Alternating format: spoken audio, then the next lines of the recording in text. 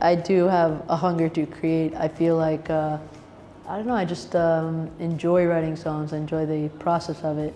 And I feel like I just always have some stuff to say, you know, and if I don't, I don't write. But sometimes I force myself to write, even if I don't feel like writing. You know, I think maybe since I was making a living as a songwriter for a bit, that it's almost like I feel like I have to write a song, like songs. It's like a job, in a way. So yeah, I just keep going, you know. I think it's like, it's almost like a diary of sorts, you know, for my life. Yeah, for sure.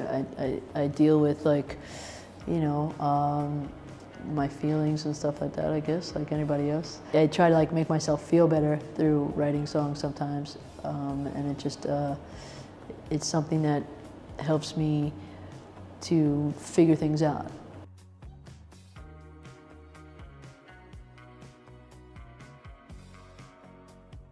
I'm trying not to have any feelings about it. I don't know, you know. I don't want to be overexcited where, you know, like if it's disappointing to some people or getting too ahead of myself, like if they like it.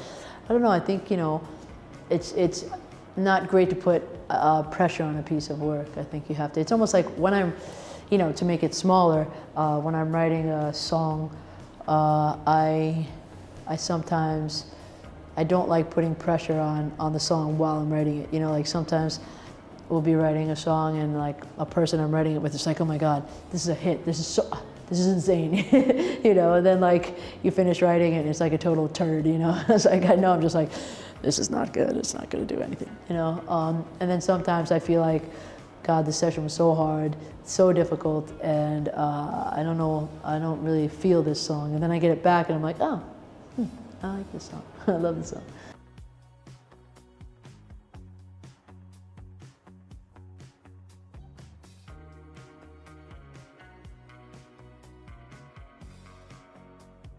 I feel like when I'm in a relationship, a lot of times it's an addiction, you know, and I think that that's why, you know, the whole, it's like a play on words of like recovering from the addiction of being with someone, and you know, it's like cold turkey, basically, as far as, you know, I don't know if you guys have that expression, but we use that as a term to get off drugs without doing them at all.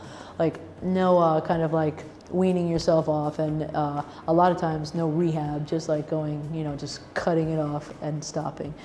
And so I think sometimes that needs to happen, and you know, I don't know your personal life, obviously, so, but I do know from myself and from friends that, like, especially, you know, phone-wise, it's like really easy to like just constantly be looking at your phone or texting or trying to connect with that person. And I think the person that's on the other end of it, the person that breaks up with the person, also indulges in doing that to make themselves feel better about it. So it's kind of about that really horrible time of like just really, you know, for both people in a way where you don't want, like, you're so used to each other, and there's really nice things, but like getting rid, like you have to throw everything out if you're gonna break up for a while, you know, it's just very difficult. And people get back together for those kind of things, and then they see that the same stuff is wrong, you know, and that's like the real heartbreaking part, you know. It takes a lot of courage on both sides to really end something if it's, you know, if you see ultimately it's not doing great things for both people.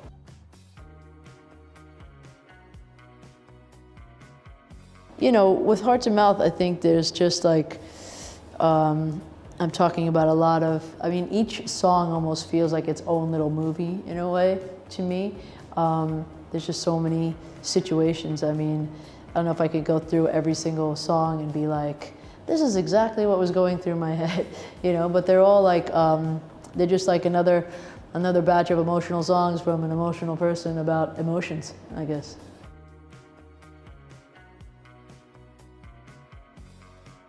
Dreamcatcher kind of starts it out with that feeling, you know, when you have a dream and you're just like, you wake up from it and you don't remember what it was really about, but you remember that it like it was uncomfortable and you didn't feel well about it. Like it's just like anxiety or something, you know.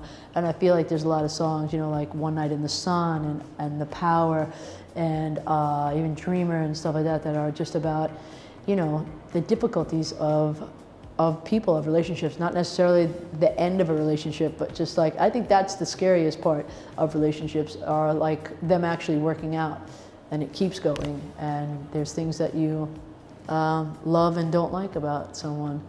You don't like when they're this way, or, you know, or you can remember painful situations that you've got through, that you made it to the other side, but that, you know, it was hard and it scarred you.